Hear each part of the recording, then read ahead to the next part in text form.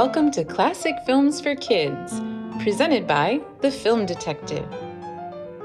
I'm Jennifer Churchill, the author of Movies Are Magic, a children's book about the history of film. My fellow classic film fan, Weston, and I are here to share a fun and exciting series of classic movies that we think kids of all ages will love as much as we do.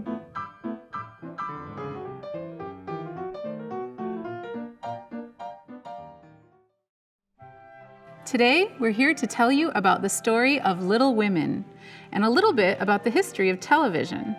Weston, tell us what we're about to see. Little Women. Yes, that's right. We'll be watching Little Women, Jo's Story, from 1950. Louisa May Alcott wrote the book Little Women about four sisters, one of whom is named Jo, in the 1860s. This story has been made into many movies, TV shows, stage plays, and even old-fashioned radio plays. Those are like podcasts today. It's such a popular story, but I'm pretty sure this is the only one with a dishwasher commercial in the middle. More on that later. Today we're in Sonoma, California, where grapes are the most popular thing that farmers grow. It's a very historic area, and some grape farms, called vineyards, have been around since 1857. Speaking of history, what you're about to watch is one of the first TV movies ever made. I want you all to close your eyes and imagine a time 100 years ago when no one had a TV, no one had a computer, no one had a smartphone. Movies were brand new, and you could only see them in a movie theater. In the 1940s, when people did start getting TV sets in their homes, it was very different. There was no remote control, and you couldn't change the channel. Everyone watched the same show at the same time, and there weren't very many options. Can you imagine that? The first TVs, just like the first movies, did not have color images yet. Everything you saw on TV was in black and white for a long time. As you watch Jo's story, you'll notice they sneak in a couple of commercials. They're quite different from commercials made today. The first time Little Women was made into a movie was in 1917. It was a silent movie and is considered a lost film. About 75% of all silent movies were not saved and no longer exist. Maybe someday you could grow up to help solve the mystery of where many of these classic lost movies have gone. My absolute favorite part of this version of Little Women is seeing who plays Jo as a young girl.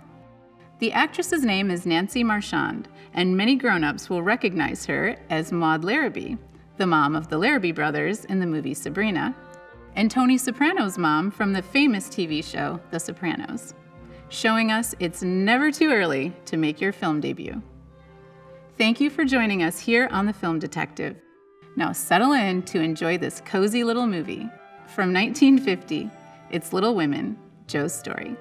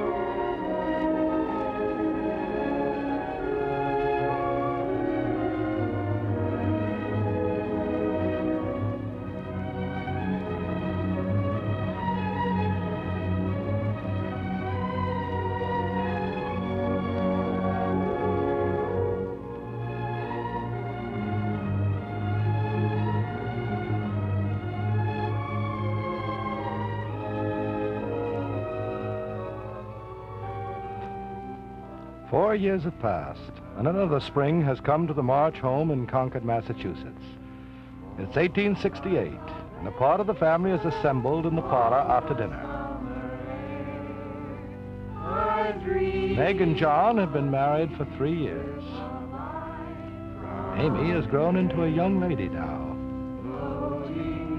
But Beth is still frail and small.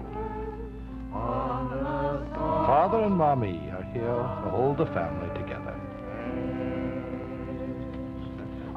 Beth, play one more. Play something else, Beth. Play. No, I play so little anymore, I'm ashamed. Oh, please. Don't coax her, she's tired. Save your strength. I wonder where Jo can be. I do hope she won't be too late. What did Joe go to Boston for? She went up to watch Lowry graduate. Old Mr. Lawrence wasn't well enough to make the trip, so he asked Joe to go in his place. Well, John, I passed your new house today. You should be able to move in about a month, shouldn't you? We certainly hope so, sir. And high time, too. The twins have had to sleep in the same room with us now for 6 months. John's beginning to wonder if fatherhood wasn't designed as man's cross. I thought your cooking was his cross, Meg. Children should be seen and not heard. I'm not a child anymore. I'm a young lady. And what are you all dressed up for this evening, young lady? Anyone would think this were a state occasion. Maybe it is. Maybe this is a much more important evening than you think. Now, what can that mean? Nothing. What are you talking about, Amy? I won't tell. If you don't know, I won't tell. Now, see here, young lady, there's no way to speak to your mother. If you're keeping a secret from us, we want to hear it. Well, I was over at Aunt March's today. When aren't you? Never mind. She's got a visitor with her, a Mrs. Carroll. Oh, no. Yes, she has. And it seems to me I heard them talking about coming over to call on us tonight. Oh, Amy, why didn't you tell me this before? Who's Mrs. Carroll? She's a very wealthy friend of Aunt March's from Boston. She's going to Europe this summer, and she's looking for a companion. I knew she was going to be in Concord in the next few weeks, but I never dreamed it would be tonight. But, Mommy, what's that got to do with us? It's Jo, dear. She wants a trip to Europe more than anything in the world. But I should have had a chance to warn her. She's apt to come bursting in here and say most anything. Oh, Amy, this is very bad of you. Well, I wasn't sure, Mommy. It was just a sort of a guess. Amy, did you try to get Aunt March to let you go? Did you? No, I didn't. I never said a word. But you did put on your best dress, didn't you? Well, it was pretty and I liked it. Oh, Amy, I've a mind to... There they are now. We really mustn't stay a moment longer, John. No, you're right. Now let's get over to the church before choir practice ends. ma'am. Come right in. Thank you, Hannah. Good evening, Aunt March. You'll have to forgive John and me for running off just as you arrived, but we've got to get back to the twins. Good evening, Meg. This is my niece, Margaret, and her husband, Mr. Brooks. How do you do? Mrs. Carroll. I think you've met my brother? No, I don't believe we have. Good evening, Reverend. How do you do? I, too, must apologize, Mrs. Carroll. I'm on my way to church. We have 2 weddings tomorrow. Oh, I'm so disappointed, Reverend, but perhaps you'll get back before we leave. I'll do my best, Mrs. Good. Carroll. Good night. Good night. Good night. How do you do, Mrs. Carroll? I'm Mrs. March. How do you do? Won't you come in? Good evening, Good Aunt. evening. I would like you to meet my 2 younger daughters. This is Amy and Beth. How do you Good do? evening, Mrs. Carroll. And, where is Josephine? She went up to Boston to watch the young Lawrence boy graduate. She'll be back before long. Won't you sit down, Mrs. Carroll? Thank you. Oh, wouldn't you like some coffee, Mrs. Carroll? Oh, please don't bother. Oh, it's no bother at all, ma'am. Nonsense, Beth. You're much too frail. You shouldn't be waiting on people at all. I'm quite well, thank you, Aunt March. Don't tell me. You're definitely pale and much too thin. If you were my child, I'd have you in bed every evening at 8 o'clock. It's after 8 o'clock now, Aunt March. Perhaps under the circumstances, I'd better ask to be excused. Good evening, Mrs. Carroll. Good evening, child. I'll fetch it. That was very tactless of you, Aunt March. She is frail, but she doesn't like to be reminded of it. Oh, fiddlesticks. The truth is the truth. Well, now let's get to the point. Kitty, as you know, is bound for Europe this summer. You see, Mrs. March, I've always traveled with my husband, but since he died this winter, I find that I'm... Kitty, do let me tell it or we'll be here all night. To come to the point, Kitty has consented to take one of your girls with her. Now, the question is, which one? Well, I think there can be very little choice. Now that Meg is married, Jo is the oldest. That's true, but on the other hand, she never struck me as being particularly reliable. You see, Mrs. March, I need someone congenial. This sort of thing never works any other way. Naturally, Mrs. Carroll. I hope I wasn't too long, Mrs. Carroll. Not at all, child. It's quite hot, I think. Forgive me, I just want to pick up these sketches of mine and I'll leave. Oh, please don't go quite yet, child. I'd love to see some of your sketches if you'd let me. Oh, of course. Hello? I'm late. I couldn't help it. That filthy train. Oh, excuse me. I didn't know we had company. Quite all right. Come in, dear. Hello, Aunt March. I haven't seen you in a long time. And from your tone, I gather you'd like to add, thank heaven. Oh, you know me better than that, Aunt March. If I'd wanted to add thank heaven, I'd have added it. I'm just as tactless as ever. Mrs. Carroll, this is my daughter, Josephine. How do you do? Did I interrupt something? Your sister was just showing me some of her sketches. They show a great deal of talent, I'd say. Jo is the literary member of the family. She writes quite well, really. Oh? What sort of things do you write, dear? Stories. I've had 2 of them in Spread Eagle lately. Oh. I see. Well, that's a rather second-rate publication, isn't it? It's worse than that. But I'm just starting, that's all they'll buy. Unfortunately, the better publications only accept work from established authors, Mrs. Carroll. Well, Josephine, I hope you're going to be able to help out with the charity bazaar next month. Not if I can find an excuse to get out of it, Aunt March. You should ask Amy. She knows how to get people to buy anything, even those dreadful homemade cakes. Don't you, Amy? I always try. I'm afraid, Aunt March, I'm not very good at doing favors for people.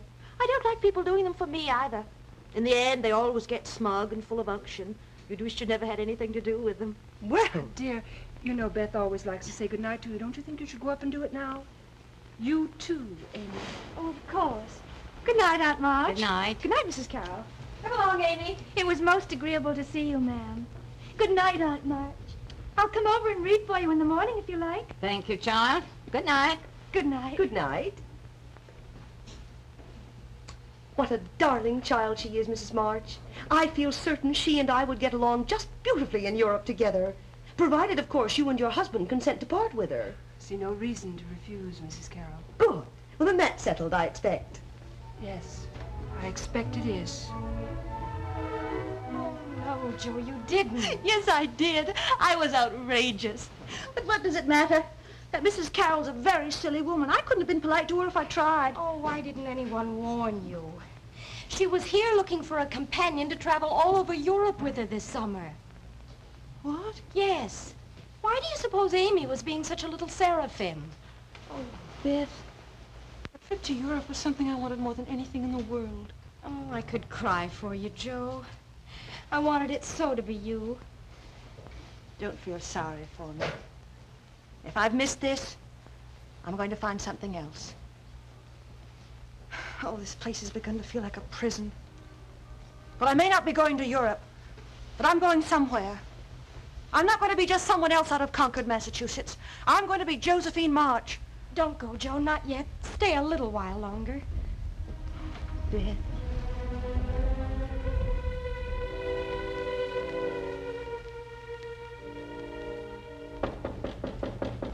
Come in, come in. Forgive me, sir. You rang? I did. I'm expecting Miss Josephine March. Show her in the moment she comes. Yes, sir. And are you still expecting Mr. Lorry on the afternoon train? I'm expecting nothing of that young man. When he comes, he'll be... Oh, that must be Miss March now. Show her in right away. Yes, sir. Hello. The door was open, so I just walked in, Stevens. Was that wrong? You're late. That's all that's wrong. Well, you're in a very bad humor. Why? Get out, Stevens. Get out. No one asked you to stay. Forgive me, sir. Well, now, what are you going to belabor me about today? What's this I hear about your planning to leave Concord? Where did you hear that? From your sister Beth. She came over to visit me this morning, and don't you deny it. I won't. Why? I want to write. I don't think I can if I stay here. Neither do I. Where should I go? I'd rather not tell you that. I like having you here. Well, Laurie will be home from now on. You can bark at him. That's no substitute. He hasn't got your mind. Will you stop being grumpy and listen to me for a minute? Last night I had a chance to go to Europe, and I lost it. Through my own fault, no one else's. But it made me see all of a sudden how much I need to get away. I must. Help me. Tell me where to go. New York. It's the only place if you've the talent and the character to survive. You have both. Thank you. I'd hoped you'd say that. I have no idea how I'm going to manage it yet, but I'll go somehow. I'm sure you will. Well, my dear? Well. Greetings, my boy. Grandfather. Greetings. It's good to have you back. It's good to be back. Joe, hello. Hello, Laurie. Well, under normal conditions, I'd remain to greet you more fully, but... You're not leaving just as I arrive. Miss March will act as my substitute. I must get upstairs and get some rest. I'll see you at dinner at 7 o'clock sharp. Now, don't you be late. I expect if anyone's late, it'll be me.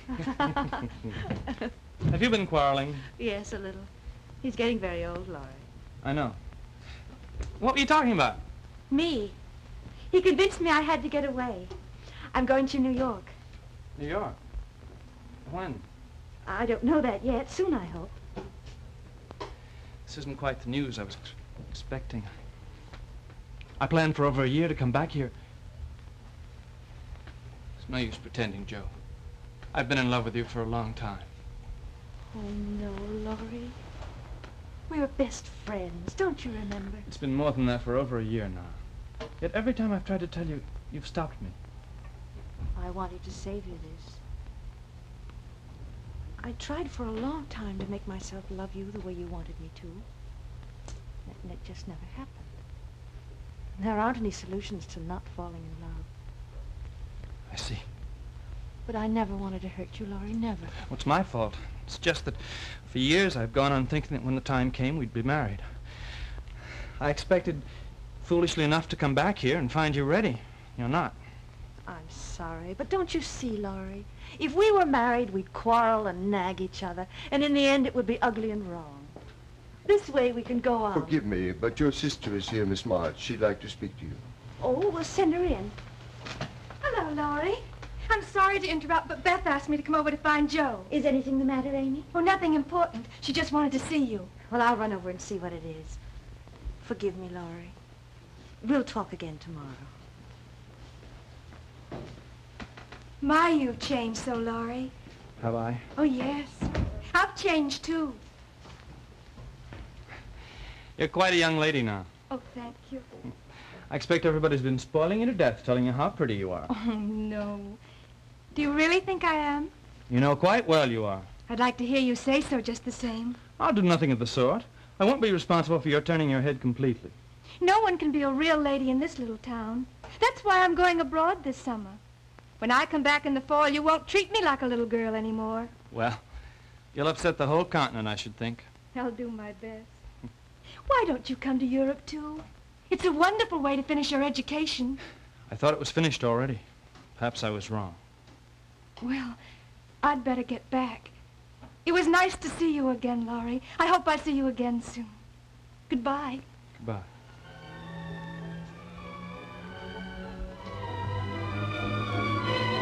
What is it, Beth?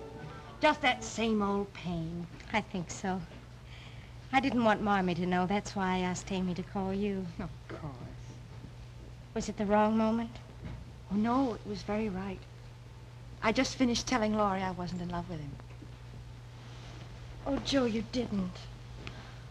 Oh, he loves you so much. Are you sure you were right?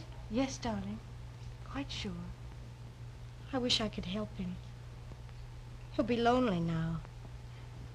Sometimes you need someone to stop you from crying out loud. He'll survive, I think. In fact, I'm making it easier for him. I'm going away. Away? Where? New York. Come in. Hello, girls. Shouldn't you two be down helping with the supper? I'll go right away. Beth's got a little headache. Oh, well, then you stay right here, Beth. Joe's going away. Did you know that, Father? Oh, I hadn't heard. Where, Joe? I want to go to New York, Father. I haven't the money, though. Well, does it mean so much to you, Joe? Yes. At the moment, everything. I suppose that's selfish of me. Perhaps. There are times when a person has to be selfish, Joe. Now, if you want to go that much, we'll find a way. Oh, Father, truly? Well, what else are fathers good for? Oh, I love you very much. I love everyone in the whole world at this moment. Even Aunt March.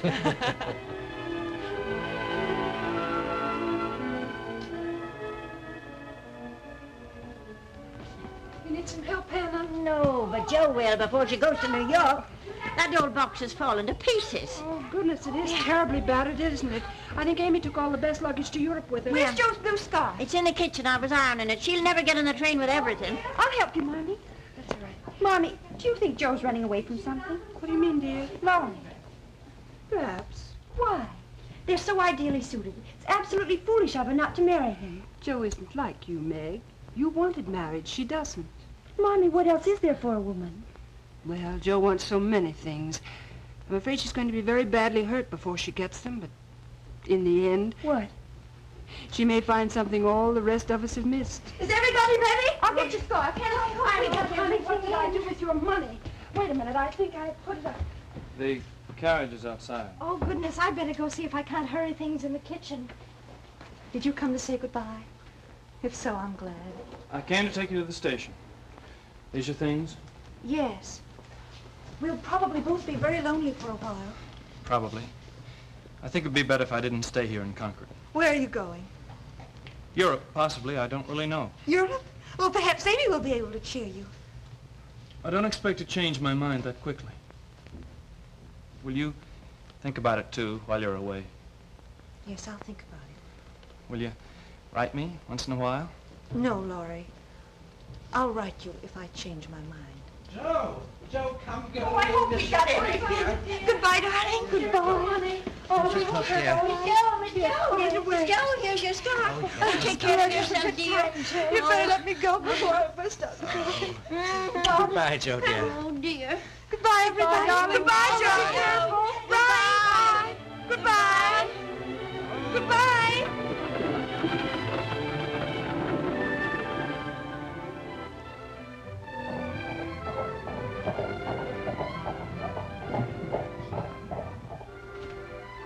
I fear it's only a small room, Miss March. Oh, it'll do quite well, Mrs. Curtin. You should be quite private here from the boarding guests. But of course you take your meals downstairs with us. Thank you. Well, you will no doubt want to unpack, Miss March. Our supper is at 6 sharp. I'll try not to be late. That is most annoying, I'm Oh, sure. no, I like it. Whoever it is has a lovely voice. Nonetheless, Professor Bayer should realize there are others living here besides himself. It's very thoughtless of him. I think you'll not be disturbed again.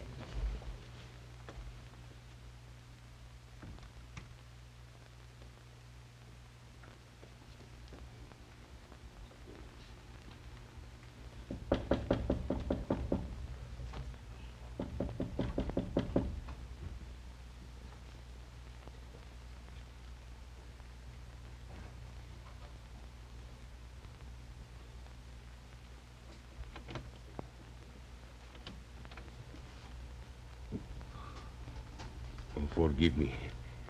I did not know there was anyone in this room. Well, I'm sorry. I just arrived. And my music disturbed you so soon. No, I quite liked it. It was Mrs. Kirk who knocked. Yeah, she has no feeling for music. Since we are to be such intimate neighbors, perhaps I should introduce myself. I am Professor Bayer. How do you do? I'm Miss March. How do you do? You do not entirely mind my music, then? No. Good. If you do, I give you permission to tap on the door. I will always stop. Thank you. I hope I shall never find it necessary. As a new arrival, you should have some welcome. Won't you come in, Miss March? Oh, no, thank you. Oh, is that a bust of Goethe you have? Yeah. So you have read Goethe? Oh, well, only a very little.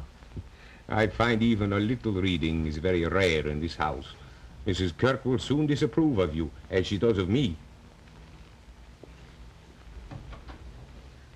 You have a great many books here, I see. You accept the invitation of a book, and yet you refuse me. Oh, forgive me. Oh, not at all. I'm glad something has made you cross this threshold. Oh, please. I won't hurt you. This is perhaps your first trip away from home, yeah? Yes, I come from New England. Ah, yeah. That is why you were so cautious. Well, let me tell you something about myself so you will feel more at ease. I am Fritz Bayer. I come from Wiesbaden in Germany. I teach German and music. There. You will take coffee with me. Oh, no, thank you. I think you will. You like music, Miss March? Very much. Beethoven? I know so little about him. My sister plays a little. She hasn't got to Beethoven yet. Oh, you have a sister then? I have 3. One's married and one's in Europe traveling. So, drink your coffee. Oh, thank you. Any book you like, you may have. Oh, thank you, but I couldn't. Oh, why not? Well, I've only just met you. This then is not good in New England. Oh, no, not anywhere. On such short notice. You make very good coffee. Anytime you come, I make coffee and we play Beethoven, yeah? Thank you.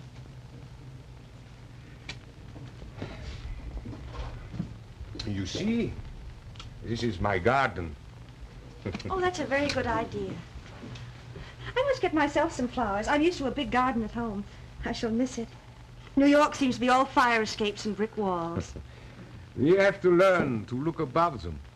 Now look. Just a brick wall, you see?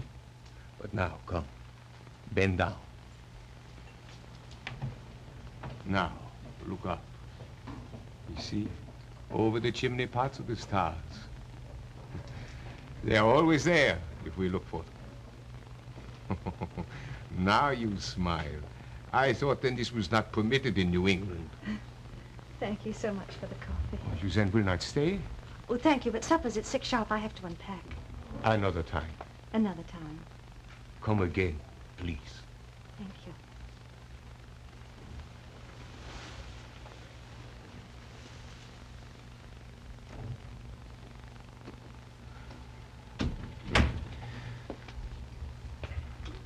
Well, this ends so kind.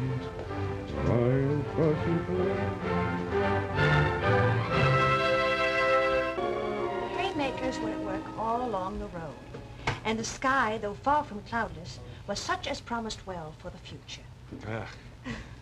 Here, give me that.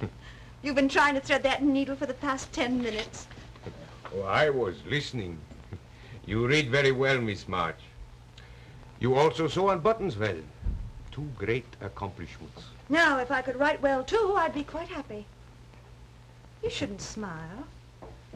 I'm more discouraged than you know. You must not be impatient. Keep on writing. I shall, but I can't help feeling a bit depressed. You have set a standard for yourself, and you are trying to live up to it. That is very necessary. I know. And sometimes I sit and write till the small hours with my head reeling. And then in the cold light of morning, all the ideas, all the characters seem commonplace. I try not to think about it, but perhaps my writing isn't any better than the things I used to write. Of course you are. Even geniuses have their moments of panic and despair. When people say they wish they could write, they know nothing about it. They do not know the drudgery and the heartache and the loneliness that goes into it. Perhaps they're lucky. And yet, you will write a book someday, a good book. I feel it. You're very good for me on a dull, rainy day. Thank you. Perhaps something will have to happen to you first. I don't know. But it will come right in the end. Here you are. Oh, thank you. I do not know how I have lived before you came. But now I have to do my examination papers. So if you will excuse me. You shouldn't be doing this kind of work. It's all wrong. Oh, dreadful things we do for a little money. Even you. If I knew a little more German, I'd offer to help you. But I can't. Forgive me. I'll go write a few letters. Yeah, and then later perhaps we hear Mozart and forget about the drudgery for a bit, eh? That would be wonderful. Thank you for the coffee. Thank you for sewing on the buttons. You not only do good for me, you do me good. You make me feel young. Younger at least. And it is not often these days we can feel younger. You shouldn't apologize for your age. That's what's made being with you possible. It's easier to respect and trust someone older. Without that, there would be nothing at all. Then I am something more to you than nothing at all. I wish you hadn't said that. Why? It makes me angry. I'm acting just like Meg. Oh? And how does Meg act? She blushes.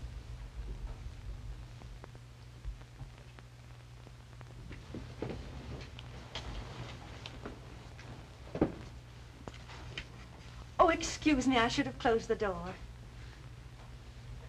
I will close it.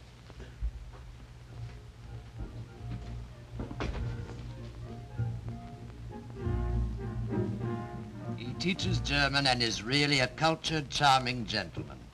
I see a great deal of him, but since he's nearly 40, it causes no comment even among the other boarders. I am still a little discouraged about my work. Tomorrow I have to see an editor about one of my stories, but I know he will ask for changes, and if he does, I will make them.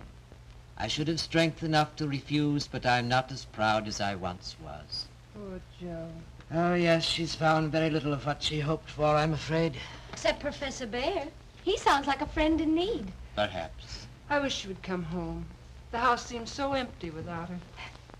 We don't even have to go around picking up things anymore. It's almost as lonely as old Mr. Lawrence's place, and he has nothing left but me to talk to. The big house is unhealthy. It's full of quiet and shadows. Do you suppose people know when they're going to die? Well, Beth, what makes you ask that, dear? I think Grandpa Lawrence knows. And I think it's better that way.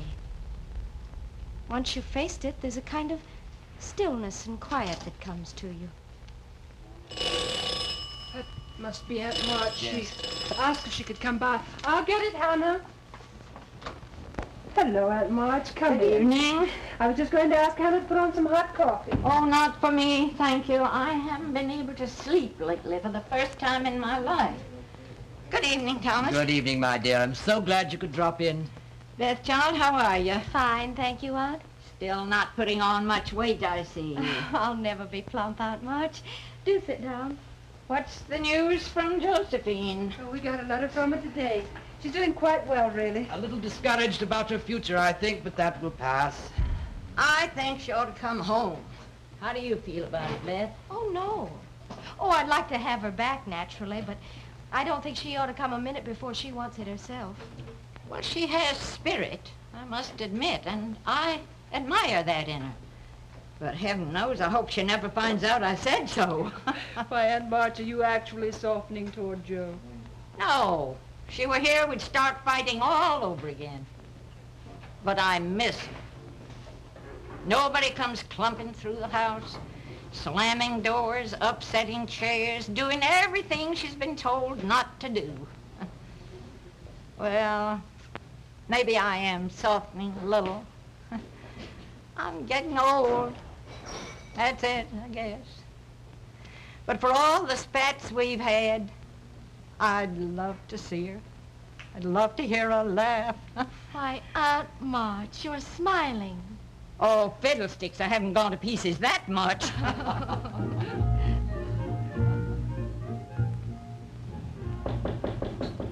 Come in. Hello. Did you have a good walk? Well, you do look ferocious. What is it? Do I have a smudge on my nose? I am very angry. I thought more highly of your intelligence than this. Oh, let me see it. You should not see it. No one should see it. You don't like it. Is it as bad as that? This is not the story you wrote. You have changed it. You have made it cheap without meaning. No one would have touched it unless I'd agreed to make those changes. That's what people want. People want to get drunk on bad whiskey. You do not have to sell it to them. People want to beat up their children. You do not have to shout. Me too. I expect better of you than that. Well, I have to eat. Why? It is better you should not eat. What do you expect me to do? Oh, there are other ways to make money than this. This is what you believe. This is you. You cannot degrade it without you degrade yourself inside. This is trash. I am ashamed for you to see it. It is trash. Oh, I'm right back where I started from. I've come all this way to end up nowhere at all. You are just beginning to write from the heart. You are just beginning to grow, like a song you hear in your head for the first time, far off. But yet you know it will come to life. It will be heard.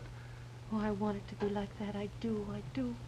If you begin by writing trash, you end by writing it. You will make money. Yes, you will make success. But oh, Liebchen, Liebchen, you will also change. And there will be no light in your eyes. And you will be old. Very young, you will be old.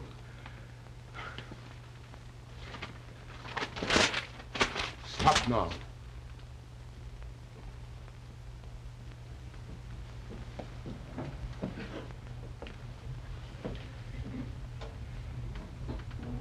I have not been very kind, forgive me. You had no right to be kind. I shouldn't want to be treated like a child. You were a child when you came. In so short a time you changed. You are become a woman. But this is not the end. You have many years before you. This is only the beginning. No, I suppose it's not the end of everything. You can smile again. This is good. Yes. But even the way things are, even as discouraged as you've made me feel, even though I know you're here again and again to hurt me and hurt me, still I'm glad I'm here and not somewhere else. Oh, where? Somewhere else? Oh, that's another disappointment I had. I nearly went to Europe this summer. Alone? No, as companion to a very rich lady.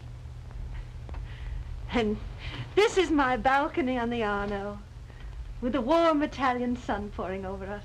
Us? I would not be there. I would be here. Oh, no, if I were there, you'd be Laurie, and... Oh, this is getting very complicated. He's the boy from Harvard. Yes. We're best friends. He's sweet. I miss him a great deal. He will be back soon. I don't expect so. He's having much too good a time, I imagine. Dear Laurie.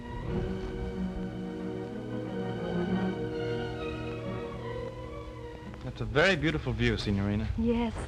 In a minute, the sun will go down. It's been a beautiful day all day. Oh, grazie, senor. You may keep it to remember Italy by. It's been very good to me. Oh, Laurie, I'm so glad we didn't go with the others. I've had such fun today. So have I. It's like a fairy tale. I wish it could go on forever. Can't, though, I'm afraid. I know. Grandpa hasn't been very well. I may have to go back very soon. What will you do then? Live as indolent a life as I can. Don't be flippant. I mean it. I intend to become an ornament to society. Joe would never approve of that. No, I don't suppose she would. Hasn't she written to you? No. Have you written to her? Every week up till now. Why did you stop? Well, I guess there just isn't any use anymore. Then if it's no use... What? You shouldn't let it hurt you anymore. You shouldn't grow bitter and try to get even. You'll only hurt yourself. In what way? You aren't really lazy, and you really do care about things. You've much more ambition than you'll admit.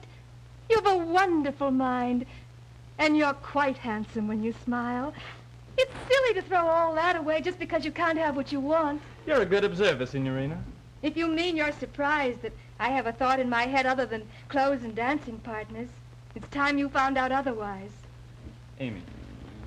The sun's almost down. Shouldn't we go inside? Are you trying to stop me from what I was going to say?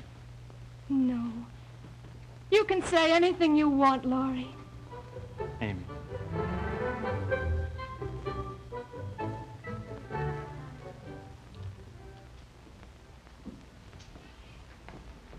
She's just going off to sleep, sir. Thank you, dear Bella, thank you. That must be John and Meg now, dear. Good evening. Mommy. We got your message. We came just as fast as we could. Is anything wrong? Is Beth worse? Yes, yes, she is. It's no use pretending any longer. Beth will never get up again, dear. Oh, no. The doctor says it may be a few months, perhaps less, but we must face the facts. Oh, Mommy, does she know? I don't think so, Meg. We've tried to keep it from her. We asked you to come over because we want to discuss something with you. Your mother and I feel that under the circumstances, Joe should come home. Of course she should come home. She'd want to come home. I suppose so, Meg. But Joe's just beginning to do some good work. It isn't easy to ask her to come back here when none of us knows just how long. Oh, she'd never forgive us. Joe's been closer to Beth than any of us. I think we should send for her tonight. We must all do everything in our power to make Beth's last days happy as can be imagined.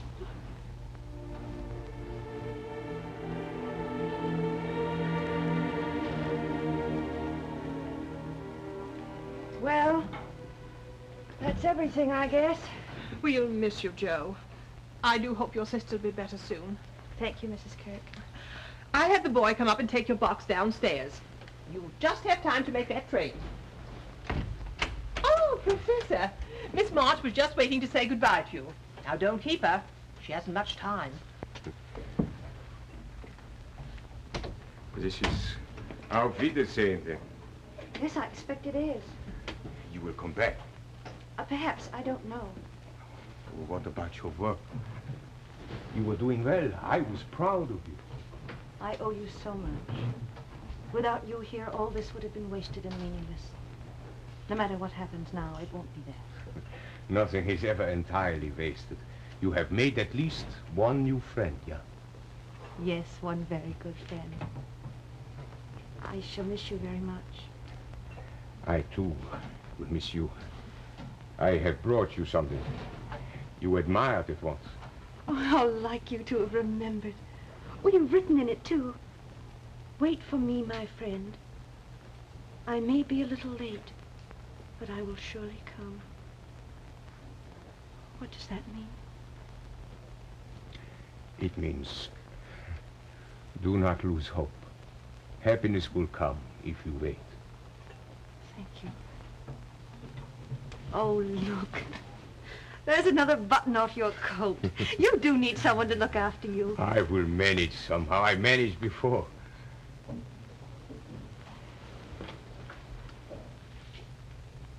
Goodbye, dear friend.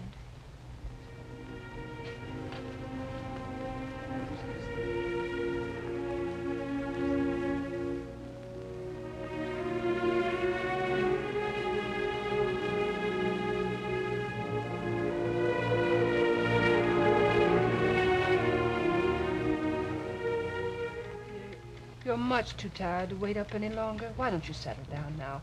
You can see Joe tomorrow. No, Mommy. They'll be here any minute, I know. The train may be late, dear. We'll have plenty of time to talk to Joe in the morning. Probably silly, but...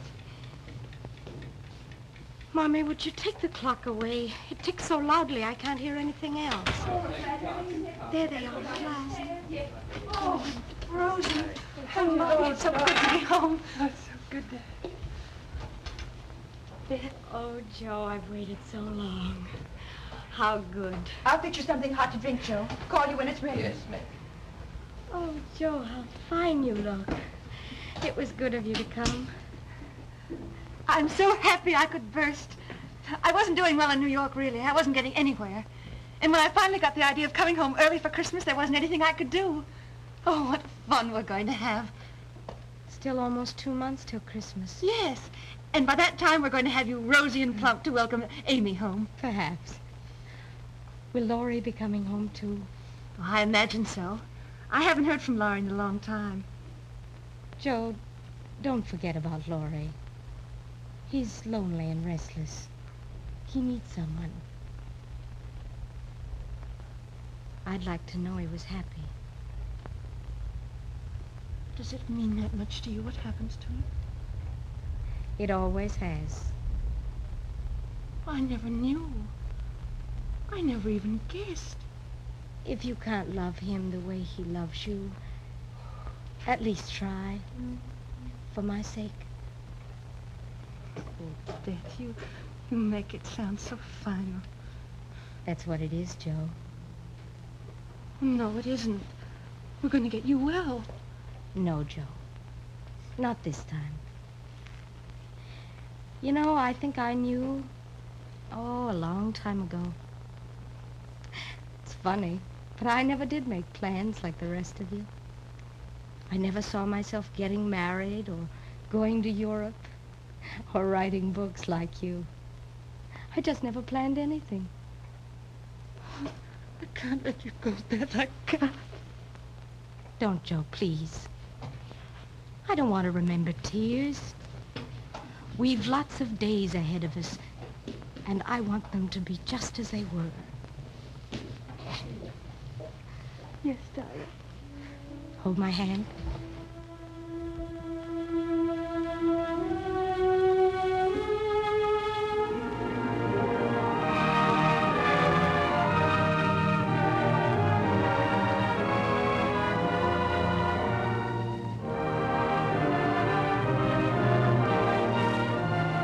Now let's pause for a moment and look at our program again. Let's ditch the dishes. Say, that's a good idea. With all those holiday dishes to wash, I should think Betty Furness would feel like doing just that. That's just exactly what I'm going to do. I'm going to ditch these dishes in the nicest way you ever saw. You come along and I'll show you. Here's the brand new Westinghouse electric sink model dishwasher. Now, notice that I put the dishes right on top of it. You can't do that with most dishwashers because you have to open the top to put the dishes in. But not with the Westinghouse. You can put the dishes or anything else you like right on top because the wash well rolls right out, see? Now, only the Westinghouse has the exclusive roll-out wash well. And weren't they smart to design it that way? Now, remember that stack of holiday dinner dishes that you saw a moment ago? Well, that was a complete service for 8. Now, the Westinghouse dishwasher washes and dries them all in one single loading. Or it does the dishes for 1, 2, 3 average family meals in just one loading. Now, I don't think that you'll find that capacity in any other dishwasher. Look at this plate. Isn't that beautiful? I'd certainly hate to break it. But it's completely safe when I put it in the Westinghouse dishwasher because only the wash water moves. Now, I want to show you how easy it is to load. Now, here's where the plates go, right down here. And you see there's plenty of room for these big 11-inch dinner plates. Then, you put the rack back in, and your tall 7-inch glasses go right here. Then, when it's all loaded, you just put detergent in here, cover it with a glass, roll back the wash well, turn this knob. Dishes, silver, pots, and pans all come out sparkling clean and so sanitary. Now, here is the Westinghouse 24-inch cabinet model if you prefer a separate unit dishwasher.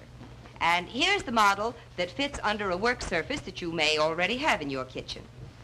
Women who own a Westinghouse electric dishwasher say that it saves them at least an hour a day. What a blessing. Especially around the holidays when you want to spend your time with your family and friends. But any time of the year, it's mighty nice to have one of these in your kitchen. Remember, you can be sure if it's Westinghouse. We return now to Westinghouse Studio 1 and Little Women.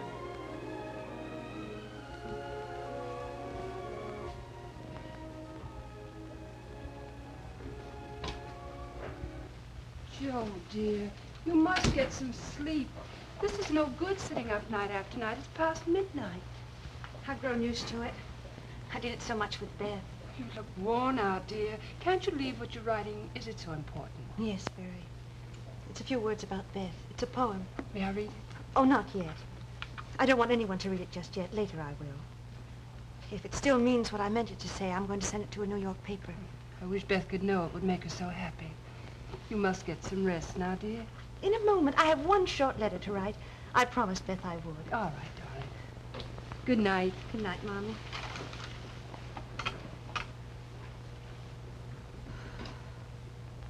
Nur wer die Sehnsucht kennt, weiß, was ich leide.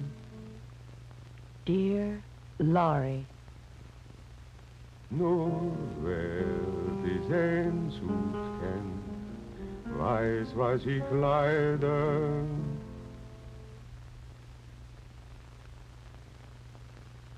Wait for me, my friend. I may be a little late, but I will surely come.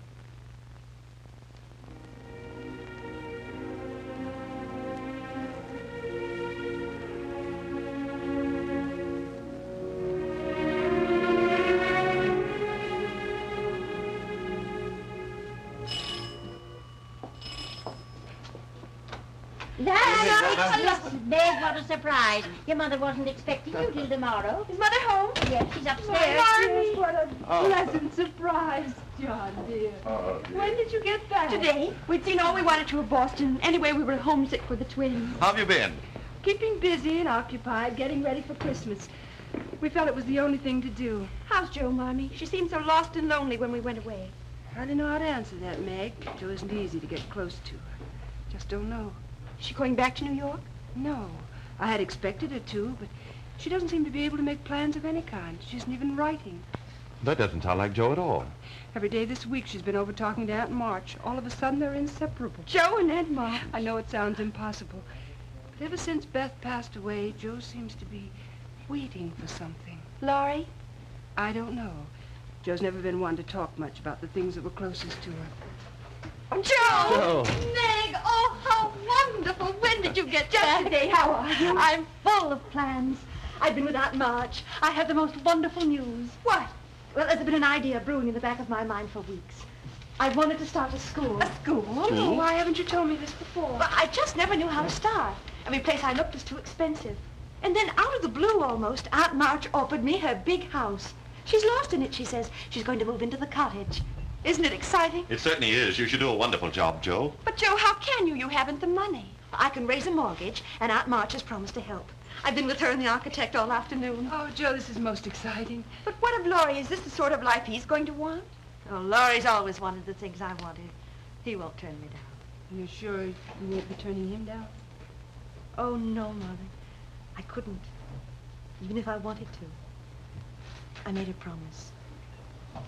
Now I've got to take these plans upstairs before I lose them. And they cost money, too. Aunt March's money. It's good to see her like that again. The most exciting thing about that was what she said about Laurie. I was afraid she'd lost interest in him. Hello, dear. Oh, Papa! Hello. Oh, Meg, John. Did you have a good time in Boston? Wonderful, thank you, sir. Just as I got here, a boy rode up and handed me this. It's a cable from Amy. Oh, Papa, read it. Is she coming home? They're coming home. They? They. Amy and Laurie were married in London 2 days ago. Married?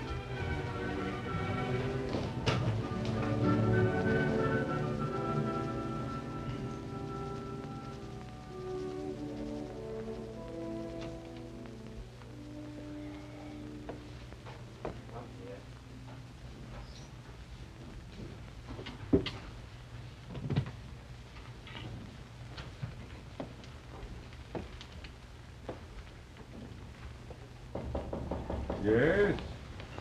Ah, Mrs. Kirk, come in. Professor Bear, you sent us no word. I was not expecting you. 3 months is long enough. I've come home. A few days after you left, I cut something out of the paper for you. I put it here. It's been waiting for you. Was someone advertising for a German teacher? No, it's something by Miss March. It's a poem. Oh. I'd no idea that she could write so well. But of course, I'm no real judge. Would you like me to bring you some coffee? If you would wish.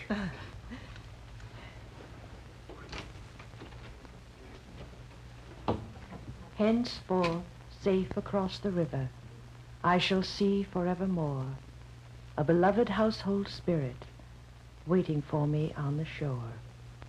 Hope and faith, born of my sorrow, guardian angels shall become, and the sister gone before me by their hands shall lead me home. Shall lead me home.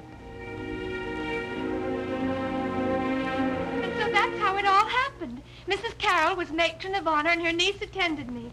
I wore my pale blue chiffon. Oh, Amy, I do wish you'd waited until you got home. John and I would love to have given you your wedding, wouldn't we, John? We certainly would. Well, we thought about it, but both Laurie and I felt it was better this way. We felt that a wedding here at that time would be difficult for everyone. Yes, I think it would have been, Laurie. Never mind. Next time you get married, you can do it right here. Dinner's nearly ready, ma'am. Would you like to come in and arrange the presents? Oh, Hannah, we're going to put them under the tree. Oh, never mind. This is going to be a wonderful Christmas Eve party with Amy and Laurie home. Come along. Come on, Meg. Come, dear. You two look so happy I could kiss you both. Oh, Joe, you've been so sweet. Well, I must go and tidy up. Laurie? In a minute. You really are very happy, aren't you, Laurie? Yes, very happy. There's only one thing that would make me unhappy. If we weren't always best friends. We always will be. Now run along. Supper's almost ready.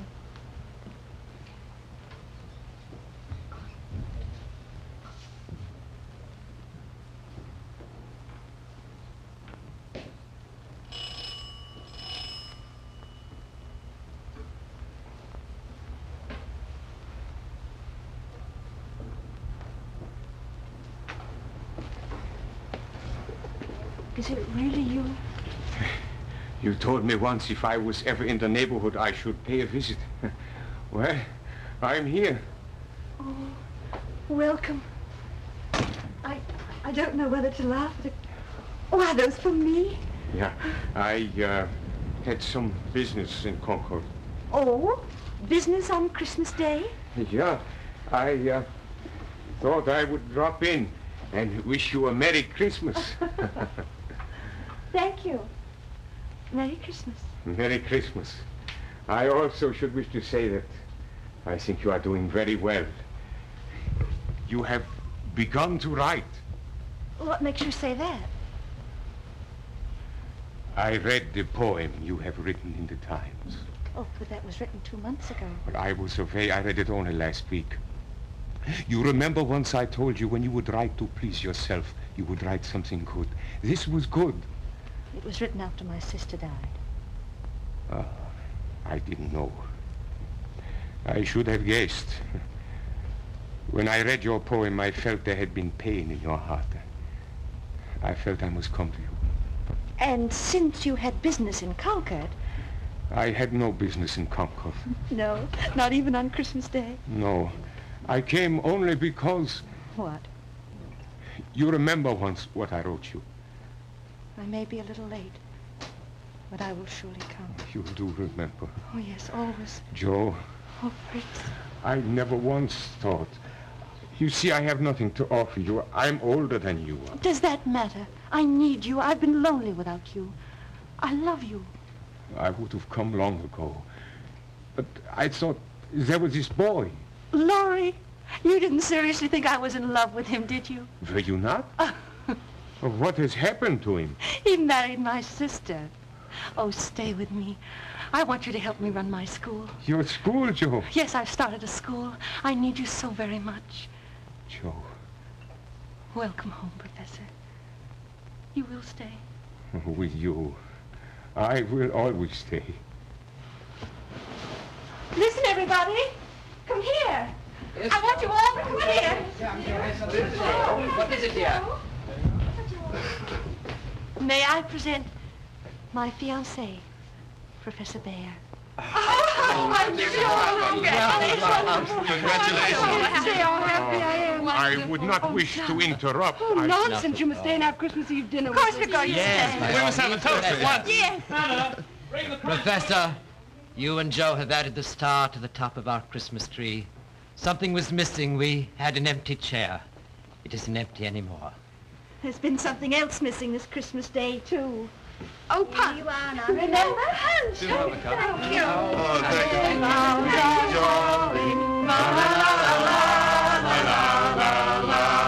you. Cheers the season to be jolly.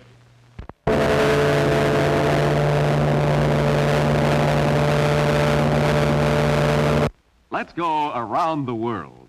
Not in 80 days, but in the next 80 seconds. On this trip, we won't have time to visit the boulevards of Paris. More important, let's visit a new French steel mill. Helping to strengthen European recovery, it is equipped with Westinghouse electrical products. Countries all over the world depend on the sureness of Westinghouse. In Italy, this smoldering volcano becomes an asset, as drills powered by Westinghouse electric motors release live steam from it for useful work. In this new 400-bed hospital in Tel Aviv, the patients will enjoy Westinghouse air conditioning. And here, the largest electric furnace ever exported starts on its long journey to a steel mill in Australia. All over the world, Westinghouse engineers and Westinghouse equipment blaze a trail for a better way of life for all peoples. Whether it's a product for home or business, for farm or factory, you can be sure if it's Westinghouse. This is Paul Brinson saying goodnight for Westinghouse, makers of more than 40 million products for the American home. We hope you'll be with us again next week. Meanwhile, see the wonderful Westinghouse frost-free refrigerator and the new Westinghouse dishwasher with the roll-out wash well. And now until next week, good night.